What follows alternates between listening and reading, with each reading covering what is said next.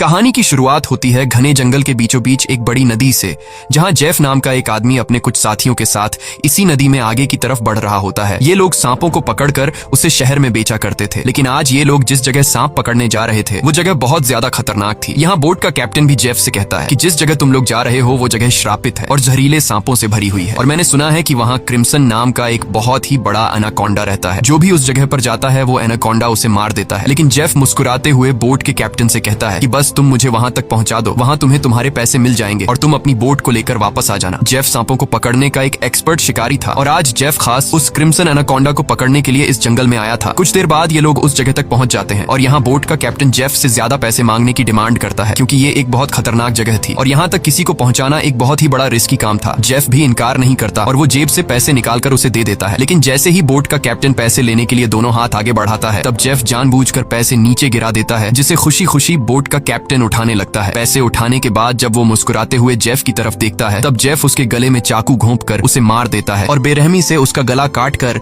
नदी के पानी में उसका सिर फेंक देता है। ये सब कुछ नदी के किनारे खड़े जेफ के साथी भी देख रहे थे। जेफ को ऐसा करते देखकर वो दोनों बहुत ज्यादा डर जाते हैं। इसके बाद जेफ अपने दो साथियों के पास आता है और उनसे कहता है कि अगर तुम दोनों ने भी मुझे धोखा देने की कोशिश की तो तुम्हारा भी यही हाल होगा। इसके बाद ये तीनों जंगल में आगे बढ़ते हुए एक जगह पर पहुंचते हैं, जहां उन्हें सांपों की एक बड़ी मूर्ति दिखाई देती है और ये देखते हुए जेफ कहता है तो आखिर क्रिम्सन एनाकोंडा की कहानी सच थी। दूसरी तरफ जेफ के साथियों को बहुत सारे सांप मिल जाते हैं, जिन्हें देखकर वो भी बहुत ज्यादा खुश हो जाते हैं। इसके बाद ये दोनों जल्दी से सभी सांपों को पकड़कर बैग में बंद करने लगते हैं, जबकि जेफ इन छोटे सांपों पर ध्यान नहीं देता और वो इस जंगल के सबसे बड़े सांप, जिसका नाम क्रिम्सन एनाकोंडा है, उसे ढूंढने लगता है। अब इन दो साथियों ने जो सांप कपड़ों के बैग में भर दिए थे, उन सांपों को अकेले एक साथी बोट तक लेकर आता है। वो देखता है कि जेफ ने जिस आदमी का गला काटकर पानी में फेंक दिया था, उसकी सर कटी लाश कुछ दूरी पर पानी में खड़ी है। ये देखकर उसे अपनी आंखों पर यकीन नहीं आया। तभी वो लाश अचानक पानी में डूब गई और तैरते हुए एक बड़ी सी चीज तेजी से उसकी तरफ बढ़ने लगी। वो आदमी डर के मारे तेजी से जंगल की तरफ भागने लगता है, लेकिन तभी बिजली की रफ्तार से एक बहुत ही बड़ा एनाकोंडा उसे जकड़ लेता है। वो एनाकोंडा उस आदमी की बॉडी पर लिपटकर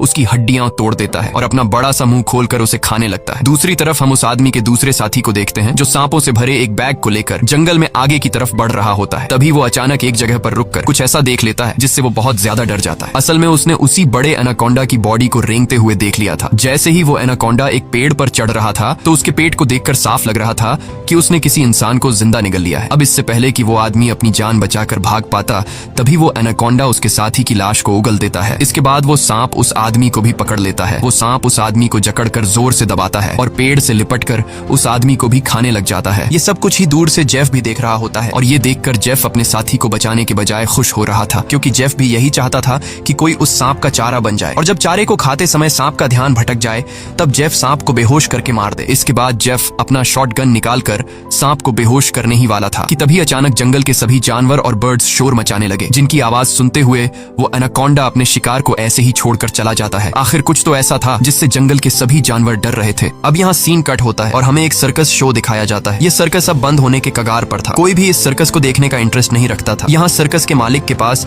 बिली यांग नाम का एक लड़का आता है, जो सर्कस के मालिक को पैसों से भरा हुआ एक सूटकेस देकर सर्कस में काम करने वाले सभी लोगों को खरीद लेता है, क्योंकि उसने थाईलैंड जाकर एक नया सर्कस खोलने का प्लान बनाया हुआ था। सर्कस के लोग बिली यांग के पास इतने सारे पैसे देखकर परेशान हो जाते हैं, क्योंकि आज से कुछ साल पहले बिली यांग बहुत गरीब हुआ करता था। वो भी इन लोगों के साथ मिलकर सर्कस में काम किया करता था, लेकिन पता नहीं कि बिली यांग अब कौन सा ऐसा काम करने लगा जिससे वो रातों रात इतना अमीर हो गए। अगली सुबह बिली यांग बोट के जरिए सभी लोगों को थाईलैंड ले जाने का प्लान बनाता है। अब क्योंकि बिली यांग ने इन सभी लोगों को खरीद लिया था, इसलिए ये सभी उसकी बात मानकर बोट में बैठ जाते हैं और बोट का कैप्टन बोट को चलाने लगता है। रास्ते में बिली यांग बाथरूम में छिपकर किसी को कॉल करता है और कॉल पर वो सामने वाले से कहता है कि डिलीवरी तैयार है, जल्द ही मैं इन लोगों को लेकर तुम्हारे पास पहुंच जाऊंगा। बिली यांग की इन बातों से हमें पता चलता है कि वह बोट पर मौजूद लोगों के साथ कुछ गलत करने वाला है। कुछ दूर आगे जाने के बाद ये लोग देखते हैं कि आगे का रास्ता बंद है, जहां लकड़ी और कई सारे कंटेनर्स रखकर किसी ने रास्ता रोक दिया था। तब बोट का कैप्टन कहता है कि हम दूसरे रास्ते से जा सकते हैं, लेकिन उस रास्ते से जाते हुए हमें थाईलैंड पहुंचने में बहुत टाइम लगेगा। इसलिए बिली यांग को कैप्टन का आइडिया पसंद नहीं आता। वो कैप्टन को धमकी देता है कि जो भी हो हमें वक्त पर थाईलैंड पहुंचना है, क्योंकि वहां हमारा शो है जिसके पैसे मैं एडवांस ले चुका हूं। अगर हमने शो नहीं किया तो हम बर्बाद हो जाएंगे। कैप्टन कहता है कि अगर तुम लोग लंबे रास्ते से नहीं जाना चाहते तो फिर हमारे पास यही एक रास्ता है। वह कहता है कि हम इन सारी चीजों को बॉम्ब से उड़ा देंगे और अपना रास्ता बनाकर यहाँ से निकल जाएंगे। बिली यांग को कैप्टन की बात ठीक लगती है और वो इसके लिए तैयार हो जाता है, लेकिन उन्हें पता नहीं था कि ये लोग कितनी बड़ी गलती करने जा रहे हैं। इसके बाद ये लोग कंटेनर्स के पास बॉम्ब रखते हैं और फिर उन्हें रिमोट से उड़ा देते हैं। ऐसा करने से उनका रास्ता तो साफ हो गया, लेकिन धमाके की वजह से ढेर सारे सांप उनके बोट पर गिर जाते हैं, क्योंकि उन सभी कंटेनर्स में सांप भरे थे। डर के मारे ये लोग यहाँ वहाँ भागने लगते हैं। अब पूरी बोट सांपों से भर चुकी थी और ये सांप बोट पर मौजूद लोगों को डसने लगते हैं। यहाँ लेनी नाम की एक लड़की समझदारी से काम लेते हुए पाइप के जरिए प्रेशर से पानी खोल देती है और अपने आसपास जितने भी सांप होते हैं सबको बोट से नीचे पानी में गिरा देती है। बिली यांग डर के मारे बोट के बाथरूम में छिप जाता है, लेकिन तभी अचानक बाथरूम की छत टूट जाती है और बहुत सारे सांप बिली यांग के ऊपर गिर जाते हैं। उनसे बचने के लिए वह नदी में कूद जाता है और तैरते हुए किनारे तक पहुंचता है, लेकिन वहां पर भी एक किंग कोबरा उसके सामने आ जाता है। अब इससे पहले कि वो किंग कोबरा बिली को काट पाता, तभी कोई आदमी सांप पर पैर रखकर उसे कुचल देता है और बिली यांग की जान बचा लेता है। यह इंसान कोई और नहीं बल्कि जेफ था। अब जेफ ने बिली की जान बचाई थी, इसलिए बिली उसे अपने बोट पर ले आता है। जेफ यहाँ सभी से झूठ कहता है कि मैं एक वाइल्ड एक्सप्लोरर हूँ और एक एक्सीडेंट की वजह से यहाँ जंगल में फंस गया हूँ। तभी सर्कस के एक आदमी जिसका नाम जियाओ है, उसके कान में तेज दर्द होने लगता है। दर्द इतना ज्यादा था कि वह नीचे गिर जाता है। जब जेफ उसके कान में गौर से देखता है तो उसे पता चल जाता है कि जियाओ के कान में तकलीफ क्यों हो रही है। इसके बाद जेफ अपनी उंगली पर एक कट लगाकर उसे जियाओ के कान के पास ले जाता है और तभी जियाओ के कान से एक पतला जहरीला सांप निकलकर जेफ की उंगली को काट देता है, लेकिन सांप के काटने के बावजूद जेफ को कुछ नहीं होता और वह उस पतले सांप को पानी में फेंक देता है। ये देखकर लेनी बहुत हैरान हो जाती है और सोचने लगती है कि आखिर सांप के काटने के बाद भी जेफ पर जहर का असर क्यों नहीं हुआ। लेनी भी सांपों के बारे में जानकारी रखती थी। वह जानती थी कि एक सांप के जहर से इम्यून होने के लिए इंसान को बहुत सारा सांप का जहर अपने शरीर में डालना पड़ता है, तब जाकर उस इंसान पर सांप के जहर का असर नहीं होता। ये सारी चीज वह बिली यांग को भी बताती है और कहती है, मुझे जेफ ठीक नहीं लग रहा। तुमने भी देखा कि सांप ने उसे उंगली पर काटा, लेकिन जेफ को कुछ नहीं हुआ। लेकिन बिली यांग लेनी की बातों पर ध्यान नहीं देता और कहता है कि हमें जेफ का शुक्रिया अदा करना चाहिए, क्योंकि उसने मेरी और हमारे एक साथी की जान बचाई है। दूसरी तरफ जेफ इस बोट के कैप्टन से मिलता है। जेफ बोट के कैप्टन को ढेर सारे पैसे देकर एक नक्शा दिखाता है और बोट के कैप्टन से कहता है कि अगर तुमने मुझे नक्शे पर बताई गई जगह पर पहुंचाया तो मैं वहां पहुंचकर तुम्हें और भी ढेर सारे पैसे दूंगा। कैप्टन उस जगह का नाम सुनते ही बंदूक उठाकर जेफ पर तान देता है। वह कहता है कि अगर दोबारा तुमने वहां जाने की बात की तो मैं तुम्हें गोली मार दूंगा। दरअसल कैप्टन भी उस जगह के बारे में जानता था कि वहां एक बहुत ही खतरनाक क्रिम्सन नाम का एनाकोंडा रहता है। यह सुनकर जेफ वहां से चला जाता है। कैप्टन बोट में बैठकर मछलियां पकड़ने लगता है, लेकिन तभी हम देखते हैं कि कैप्टन जिस फिशिंग रॉड से मछलियां पकड़ रहा था वह फिशिंग रॉड नीचे से कोई जोर से खींचता है, जिसकी वजह से वह फिशिंग रॉड कैप्टन के हाथ से छूटकर नीचे गिर जाती है। अब कैप्टन उस फिशिंग रॉड को उठाने के लिए नीचे झुकता है, लेकिन तभी उसे कोई पानी में नीचे खींच लेता है। दरअसल कैप्टन को किसी और ने नहीं बल्कि जेफ ने पानी में नीचे खींचा था। कैप्टन को मारने के बाद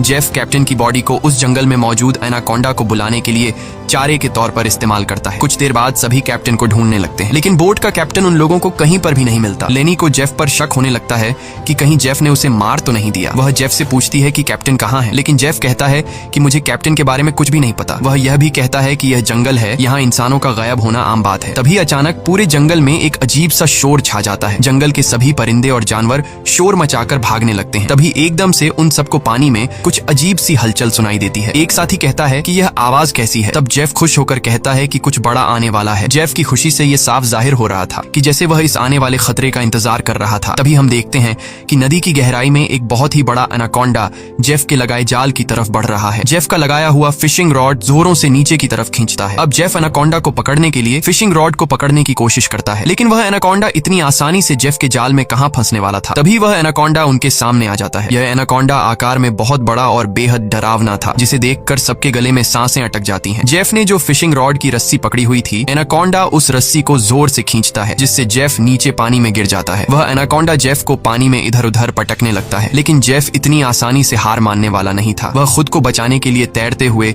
उसी नदी में मौजूद एक छोटी बोट पर चढ़ जाता है और एनाकोंडा को पकड़ने वाले जाल की रस्सी को उसी बोट से बांध लेता है। अब वह बोट पर खड़े होकर एक नुकीले औजार से उस एनाकोंडा पर वार करता है, लेकिन उस वार से एनाकोंडा पर कुछ ज्यादा असर नहीं होता। एनाकोंडा जेफ को पकड़ लेता है। वह वह एनाकोंडा जेफ के साथ साथ उस बोट के ऊपर लिपट कर नीचे पानी में डुबो देता है। दूर खड़े ये लोग यह सब कुछ देख रहे थे और उन्हें लगता है कि जेफ मारा गया, लेकिन अगले ही पल जेफ तैरता हुआ पीछे से वापस बोट में आ जाता है। ये देखकर सभी लोग हैरान रह जाते हैं। अब जेफ फिर से पानी में एनाकोंडा ढूंढने लगता है, लेकिन उसे नहीं पता था कि एनाकोंडा अब पानी में नहीं बल्कि उसके पीछे बोट की छत पर है। एनाकोंडा सबके सामने अपने मुंह से कैप्टन की बॉडी को उगल देता है। ये देखकर बोट पर सभी लोग बहुत डर जाते हैं। ये लोग एनाकोंडा से खुद को बचाने के लिए इधर उधर भागने लगते हैं। वह एनाकोंडा कमरे में बंद सर्कस के 2 साथियों को मारने ही वाला था कि तभी पीछे से जेफ हाथ में एक नुकीला औजार लिए एनाकोंडा पर हमला कर देता है, जिससे एनाकोंडा और भी ज्यादा गुस्सा हो जाता है और अब एनाकोंडा जेफ की तरफ बढ़ने लगता है। लेकिन जेफ एनाकोंडा से खुद को बचाते हुए उससे छिप जाता है, मगर एनाकोंडा भी जेफ का पीछा नहीं छोड़ता।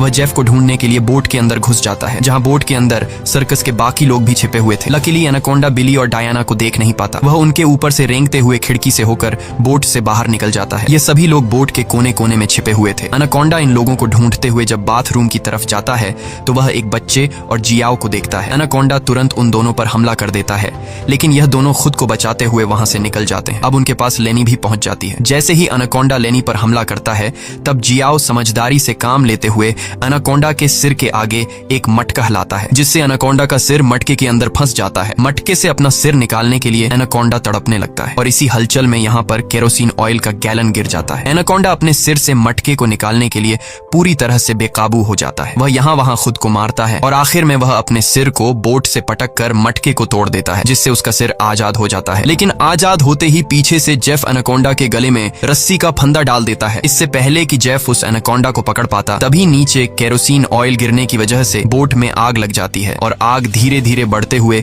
बोट में रखे बमों तक पहुंच जाती है, जिससे बोट में ब्लास्ट होने लगते हैं। तभी बोट में एक बहुत ही बड़ा ब्लास्ट होता है। अब बोट पर मौजूद सभी लोग खुद को बचाने के लिए पानी में कूद जाते हैं, लेकिन जेफ ने एनाकोंडा के गले में रस्सी बांधी थी, जिस वजह से वो भाग नहीं पाता और आग में जलकर मर जाता है। ये लोग जैसे तैसे तैरते हुए नदी के किनारे तक पहुंच जाते हैं। जहाज को जलता देखकर बिली यांग रोने लगता है। वह इस वजह से रोता है कि ये लोग अब समय पर थाईलैंड नहीं पहुंच पाएंगे। सर्कस के बाकी लोग बहुत ज्यादा डरे हुए थे, क्योंकि ये सभी जंगल के बीचों बीच थे और अब उनके पास वापस जाने के लिए बोट भी नहीं था। लेनी समझ चुकी थी कि इन सब का जिम्मेदार जेफ है। उसने इनके जहाज को एक जाल के तौर पर इस्तेमाल किया। वह जेफ से कहती है, अगर तुमने ऐसा न किया होता तो यह इतना बड़ा खतरा हम पर न आता। जेफ जवाब में कहता है कि तुम लोग जानते भी हो कि इस एक एनाकोंडा की कीमत कितनी है। अगर तुम लोगों ने इसे पकड़ने में मेरा साथ दिया होता तो आज हम सब करोड़पति होते। पैसों का नाम सुनते ही बिली यांग की आंखें चमक उठती हैं। वह थाईलैंड जाने का प्लान कैंसिल कर देता है और दौड़कर जेफ के पास आता है और कहता है, मैं तुम्हारे साथ हूँ। बताओ इस एनाकोंडा को पकड़ने के लिए हम क्या कर सकते हैं और हमें पैसे कैसे मिलेंगे। उसके बाद जेफ एक मैप निकालता है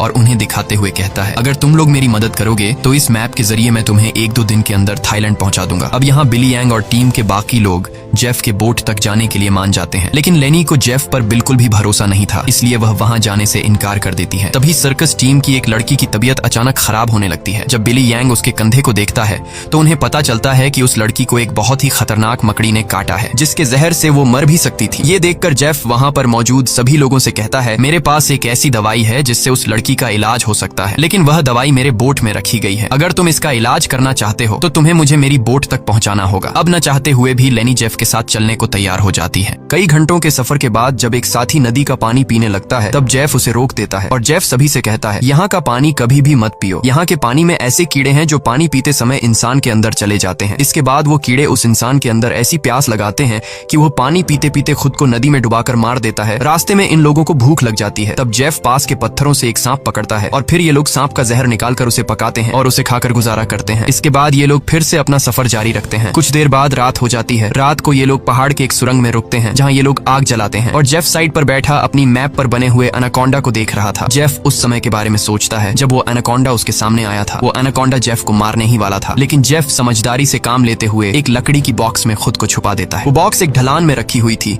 इसलिए जेफ बॉक्स को धक्का देकर रगड़ते हुए नीचे नदी तक पहुंच जाता है। अब जेफ इस बॉक्स से खुद को निकालने की कोशिश तो करता है, लेकिन बदकिस्मती से जेफ उस बॉक्स में हमेशा के लिए बंद हो गया और काफी समय तक जेफ उसी बॉक्स में फंसा रहा। इसके बाद ये लोग आते हैं। इन लोगों ने रास्ता खोलने के लिए डायनामाइट लगाकर कंटेनर तोड़ दिए, जिसमें से जेफ बाहर निकल गया और उनके साथ मिल गया। सीन फिर से प्रेजेंट में आता है, जहां जेफ इस मैप को देख रहा था। तभी बिली यांग उसके पास आता है और कहता है, तुम उसी एनाकोंडा को पकड़ना चाहते हो ना? जेफ कहता है, हाँ, ये एक बहुत ही बड़ा एनाकोंडा है, एक ऐसा एनाकोंडा जो इस पूरे जंगल का राजा है। यहाँ के सभी जानवर इस एनाकोंडा से डरते हैं। इसने दुनिया के बड़े बड़े शिकार किए हैं, यहाँ तक कि इसने अपने ही जैसे बड़े बड़े एनाकोंडा को मार गिराया। और अगर हम उसे पकड़ने में कामयाब हुए तो हम रात रातों रात मिलियनेयर बन जाएंगे। पैसों का सुनते ही बिली यंग कहता है, मैं आपके साथ उस एनाकोंडा को पकड़ने के लिए तैयार हूँ। अब काफी रात हो जाती है और ये सभी लोग सो जाते हैं। तभी सर्कस के एक साथी की किसी अजीब सी आवाज से आंख खुलती है। वो देखता है कि उसका भाई यहाँ नहीं है। अपने भाई को ढूंढते हुए वो उस सुरंग से बाहर आया और उसे ढूंढते हुए नदी के पास जाता है, जहाँ वो देखता है कि उसका भाई अपने आप को नदी के पानी में डुबाने की कोशिश कर रहा है। ये आदमी उसे ऐसा करने से रोकता है, पर उसका भाई इसकी कोई बात नहीं सुनता। और तब वो देखता है कि उसके भाई की नाक से कुछ अजीब से कीड़े निकल रहे हैं, जिसे देखकर वो समझ जाता है कि इसने इस नदी का पानी पी लिया है। जो कि जेफ ने बताया भी था कि इस नदी का पानी पीने के बाद उस पानी के अंदर मौजूद कीड़े उस इंसान को इतनी प्यास लगा देते हैं कि वो इंसान खुद को उस पानी के अंदर डुबाने पर मजबूर हो जाता है। और ठीक ऐसा ही होता है। अपने भाई को मरा हुआ देखकर ये आदमी बहुत ज्यादा रोता है और वापस सुरंग में आ जाता है। अगली सुबह ये लोग दोबारा अपने सफर पर निकल जाते हैं। कई घंटों का सफर तय करने के बाद ये लोग एक नदी के पास पहुंच जाते हैं और अब इन लोगों को अपनी मंजिल तक पहुंचने के लिए उस नदी में से होते हुए पैदल जाना पड़ेगा। अब ये लोग पहले तो उस नदी में उतरने से काफी ज्यादा डर रहे थे, लेकिन कोई दूसरा रास्ता न होने की वजह से मजबूरन इन लोगों को उस नदी में उतरना पड़ता है। थोड़ा ही आगे जाने के बाद अचानक एक लड़का नीचे की तरफ इशारा करता है और हम देखते हैं कि इन लोगों को एक बड़े एनाकोंडा ने चारों तरफ से घेर लिया है। इनका एक साथी जिसका भाई रात को ही मरा था, वह डर के मारे सबके पीछे आ रहा था, लेकिन तभी पीछे से एक बड़ा एनाकोंडा उस पर हमला कर देता है और उसे बुरी तरह से जकड़ लेता है। लेनी उसकी मदद करने के लिए आगे बढ़ती है, पर वह ज्यादा कुछ नहीं कर पाती क्योंकि उसके पहुंचने से पहले ही एनाकोंडा उस आदमी की हड्डियों को तोड़ चुका था और फिर वह एनाकोंडा उस आदमी को अपने साथ पानी में डुबा देता है। अब ये लोग अपनी जान बचाने के लिए नदी में आगे की तरफ भागने लगते हैं। कुछ देर बाद आखिर ये सब लोग जेफ की बोट तक पहुंच जाते हैं, जहाँ जेफ अपने वादे के मुताबिक उन लोगों को उस लड़की के लिए एंटीडोट दे देता है जिसे कंधे पर जहरीली मकड़ी ने काटा था। अब यहाँ से थाईलैंड की जमीन भी काफी करीब थी और ये सभी थाईलैंड जाने के लिए निकलते हैं, लेकिन तभी जेफ उन लोगों को रोक देता है। दरअसल जेफ इसलिए इन लोगों को इस जगह पर लाया था ताकि वो इन लोगों को चारे की तरह इस्तेमाल कर सके। जेफ उन सब लोगों से कहता है कि मैं तुम सब लोगों को वादे के मुताबिक सही सलामत यहाँ तक ले आया हूँ, लेकिन अब तुम लोगों को भी अपना वादा पूरा करना होगा, तुम्हें मेरी मदद करनी होगी। तब वो छोटा बच्चा जेफ से कहता है कि अगर तो तुम्हारी ये मदद उस एनाकोंडा से जुड़ी है तो हम तुम्हारी कोई मदद नहीं करेंगे। इनकी ये बातें सुनते ही जेफ अपनी बंदूक निकाल लेता है और बिली यांग भी चाकू निकालकर उसका साथ देने लगता है। बिली यांग सभी से कहता है कि जेफ जो भी कह रहा है तुम्हें उसकी बात माननी चाहिए। यहाँ लेनी कहती है कि तुम लोग पागल तो नहीं हो गए हो, उस एनाकोंडा को पकड़ना बहुत मुश्किल है, क्यों तुम लोग अपनी जान से हाथ धोना चाहते हो? जेफ कहता है, हाँ तुम ठीक कह रही हो, उस एनाकोंडा को पकड़ना मुश्किल तो है पर नामुमकिन नहीं, क्योंकि उस एनाकोंडा को खाते हुए जब उसका ध्यान भटक जाए तब उसे पकड़ा जा सकता है। उसके बाद बिली यांग और जेफ सर्कस टीम के दो लोगों को रस्सी से बांधकर सांप का चारा बनाते हैं। वह बच्चा बिली यांग से कहता है, तुम ऐसा क्यों कर रहे हो? सोचो अगर हम लोग मर गए तो तुम्हारी सर्कस में कौन परफॉर्म करेगा? ये सुनकर बिली यांग जोर जोर से हंसने लगता है और उस बच्चे से कहता है कि क्या तुम लोगों ने कभी सोचा नहीं कि मैं इतनी जल्दी कुछ ही सालों में इतना अमीर कैसे हुआ? अरे पागलो, मैं तुम लोगों को थाईलैंड में सर्कस के लिए थोड़ी लेके जा रहा था। मैं तो तुम्हारी बॉडी के ऑर्गन्स को बेचकर बहुत सारा पैसा कमाने वाला था और यही मेरा बिजनेस है, लेकिन अब देखो मैंने अपना प्लान चेंज कर दिया। अब मैं जेफ के साथ मिल गया हूँ क्योंकि मैं जानता हूँ कि तुम्हारे बॉडी पार्ट्स से भी ज्यादा पैसे मुझे ये एनाकोंडा दे सकता है। दूसरी तरफ जेफ ने उन दो लड़कियों को भी बांध दिया था और अब वो एक लड़की से बदतमीजी करने लगा था। अब यहाँ वो लड़की समझदारी से काम लेते हुए ऐसा दिखाती है कि वो जेफ का साथ देना चाहती है। जेफ उसकी चाल को समझ नहीं पाता। वो लड़की जेफ के करीब आकर जेफ के बालों में हाथ मारने लगती है और मौका मिलते ही वो लड़की जेफ की पॉकेट से गन निकालकर जेफ पर तान देती है। अब वो लड़की जैसे ही जेफ को शूट करती है तो बंदूक से गोली नहीं चलती क्योंकि उसको बंदूक का लॉक खोलना नहीं आ रहा था। अब जेफ गुस्से में आकर उससे बंदूक छीन लेता है और उसी लड़की पर तान कर उसे मारने ही वाला होता है कि तब तक लेनी ने भी खुद को आजाद कर लिया था और वो एक शीशे के नुकीले टुकड़े से जेफ के पेट पर वार करती है। अब जेफ लेनी को धक्का देकर पीछे धकेल देता है, लेकिन तब वो दूसरी लड़की भी जेफ पर हमला कर देती है और पीछे से लेनी भी जेफ से बंदूक छीनने की कोशिश करती है। इसी हाथापाई में गोली चलने की आवाज आती है, लेकिन पता नहीं चल पाता कि ये गोली किसको लगी। दूसरी तरफ हम उन दो लोगों को देखते हैं जिन्हें बिली यांग ने एनाकोंडा के लिए चारा बनाया था। वो दोनों बेचारे डर के मारे तड़प रहे होते हैं। कुछ देर बाद एक बड़ा सा एनाकोंडा उन दोनों को खाने के लिए धीरे धीरे उनकी तरफ बढ़ने लगता है, जबकि दूर खड़ा बिली यांग मजे से ये सारा नजारा देख रहा था। बिली यांग इंतजार में था कि कब वो एनाकोंडा उन पर हमला करेगा और मैं रस्सी को खींचकर उस एनाकोंडा को पकड़ लूंगा, लेकिन वो ये नहीं जानता था कि जहां पर वो खड़ा है ठीक उसके ऊपर से एक दूसरा एनाकोंडा उस पर हमला करने के लिए आगे बढ़ रहा है। अब इससे पहले कि बिली यांग उस एनाकोंडा को देख पाता, वो एनाकोंडा उसके काफी करीब पहुंच जाता है और वो एनाकोंडा बिली यांग पर हमला करके उसे अपने साथ उठाकर ले जाता है और तब बिली यांग के हाथ से रस्सी छूट जाती है, जिससे एनाकोंडा का चारा बने हुए दो लोगों को जाल कवर कर लेता है, जिससे उनकी जान बच जाती है। दूसरी तरफ जेफ उस लड़की को मारने की कोशिश करता है, लेकिन लेनी पीछे से आकर जेफ को एक बड़ी लकड़ी से सिर पर मारकर बेहोश कर देती है। जेफ के बेहोश होते ही ये दोनों भागते हुए अपने दो साथियों के पास पहुंच जाती हैं और उन्हें जाल से आजाद कर लेती हैं, लेकिन बदकिस्मती से जेफ को होश आ गया था और वो उनकी तरफ बढ़ने लगा, लेकिन तभी एक बड़ा सा एनाकोंडा आकर जेफ को ले जाता है। ये लोग अब जल्दी से यहाँ से निकलने की तैयारी करते हैं, लेकिन उनकी एक साथी चलने के लायक नहीं थी क्योंकि जेफ और उन लड़कियों के बीच हाथापाई के दौरान जो गोली चली थी वो गोली उस लड़की को लगी थी। कुछ देर बाद वो लड़की उनकी नजरों के सामने दम तोड़ देती है। अब बचे हुए 3 लोग अपनी जान बचाने के लिए जेफ की बोट में बैठकर नदी से होते हुए यहाँ से निकलने लगते हैं। लेकिन तभी पीछे से जियाओ को कोई चीज लगती है। जब वो कंधे से उस चीज को उतार कर देखता है तो उसे पता चलता है कि ये एक बेहोशी वाला इंजेक्शन है। कुछ ही सेकंड बाद जियाओ बेहोश हो जाता है और जियाओ को बेहोश करने वाला कोई और नहीं बल्कि जेफ ही था। यानी उस एनाकोंडा के हमले से भी वो बच गया था और उसने एनाकोंडा का सिर काटकर उसे मार दिया था। अब जेफ उन तीनों को पकड़कर एनाकोंडा के चारे के लिए बांध देता है और उनके चारों तरफ तेज धार वाली लोहे की तार बांध देता है और साथ में वहां पर खून भी छिड़क देता है। जिसके बाद वो उनके जाल की रस्सी को पकड़कर यहाँ से कुछ दूर खड़ा हो जाता है। कुछ देर बाद कई सारे एनाकोंडास खून को सूंघते हुए उन तीनों की तरफ बढ़ने लगते हैं। ये तीनों बहुत ज्यादा डरे हुए होते हैं और उनको अपनी मौत आंखों के सामने नजर आ रही होती है। ये सभी एनाकोंडास उन तीनों को मारने के लिए उनके काफी करीब पहुंच जाते हैं। लेकिन तभी एक बार फिर से जंगल के सभी जानवर शोर मचाकर भागने लगते हैं और यहाँ पर मौजूद सभी एनाकोंडास भी किसी को देखकर एक एक करके भागने लगते हैं। लेकिन एक एनाकोंडा अभी भी उन तीनों को मारने के लिए रुका हुआ था। पर तभी वहां पर क्रिम्सन एनाकोंडा आ जाता है और वो उस अकेले रुके हुए सांप पर हमला करके उसे एक ही झटके में मार देता है। यहाँ हम उस क्रिम्सन एनाकोंडा को अच्छी तरह से देख पाते हैं जो साइज में बहुत ही ज्यादा बड़ा और खतरनाक था, जिसे देखकर ये तीनों बहुत ज्यादा डर जाते हैं। लेकिन दूर खड़ा जेफ क्रिम्सन एनाकोंडा को देखकर बहुत खुश होता है। वो एनाकोंडा उन तीनों से लिपटकर अपना बड़ा सा मुंह खोलकर उन तीनों को खाने ही वाला था कि तभी जेफ जाल की रस्सी छोड़ देता है जिसमें वो एनाकोंडा फंस जाता है। ये एनाकोंडा अपने आप को छुड़ाने के लिए तड़पने लगता है। वो काफी जोर लगाकर खुद को आजाद करने की कोशिश करता है। लेकिन जब वो आजाद नहीं हो पाता तब वो अपने तेज नुकीले दांतों से जाल की रस्सी काटकर खुद को आजाद कर लेता है। लेकिन अभी भी जाल की रस्सी उसके बॉडी में फंसी हुई थी, इसलिए जेफ रस्सी को मजबूती से पकड़कर उसे पकड़ने की कोशिश करता है। पर जेफ एनाकोंडा की ताकत का मुकाबला कहाँ कर सकता था। जेफ उसे पकड़ने की कोशिश में 2 पेड़ों के बीच फंस जाता है और अब वो उन पेड़ों से बाहर निकल नहीं पाता और मौके का फायदा उठाते हुए वो क्रिम्सन एनाकोंडा जेफ की तरफ बढ़ने लगता है और जेफ को पकड़कर बुरी तरह से जकड़ने लगता है। ये 3 लोग भी अपनी आंखों से ये सारा नजारा देख रहे थे और डर के मारे जल्दी से खुद को छुड़ाने की कोशिश करते हैं, क्योंकि उन्हें पता था कि जेफ के बाद उनकी बारी है। ये लोग खुद को छुड़ाने का हर मुमकिन तरीका अपनाते हैं, लेकिन ये लोग उस जाल से निकल नहीं पाते। तभी वो छोटा लड़का अपने आप को बचाने के लिए अपने दांतों से जाल की रस्सी काटने में लग जाता है और काफी कोशिश के बाद वो रस्सी का कुछ हिस्सा काट लेता है। अब थोड़ी ही रस्सी बची थी, इसलिए वो अपने दांतों की पूरी ताकत लगाकर रस्सी को काटने लगता है, जिससे उसके दांतों से खून आने लगता है। यहाँ क्रिम्सन एनाकोंडा जेफ को बुरी तरह से जकड़ लेता है और वो जेफ को दबाकर उसकी हड्डियां तोड़ने लगता है, जिसके बाद वो क्रिम्सन एनाकोंडा जेफ को भी जिंदा निगल लेता है। दूसरी तरफ वो बच्चा अपने दांतों से रस्सी तोड़ने में कामयाब हो जाता है और वो उन दोनों को भी आजाद कर लेता है और ये लोग नदी की तरफ भागने लगते हैं। लेकिन जेफ को मारने के बाद अब वो क्रिम्सन एनाकोंडा उनके पीछे पड़ जाता है।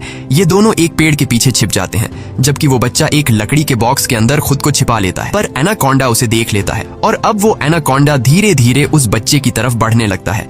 बच्चा पूरा जोर लगाकर उस कंटेनर से बाहर निकलने की कोशिश करता है, लेकिन उस कंटेनर के दूसरी तरफ का दरवाजा बंद था। वो बच्चा चिल्लाकर उन दोनों से मदद के लिए पुकारता है और वो एनाकोंडा भी अब बच्चे के काफी करीब आ चुका था। अब इससे पहले कि एनाकोंडा उस बच्चे को मार पाता, तभी बाहर से जियाओ कंटेनर का दरवाजा तोड़कर उस बच्चे को बचा लेता है।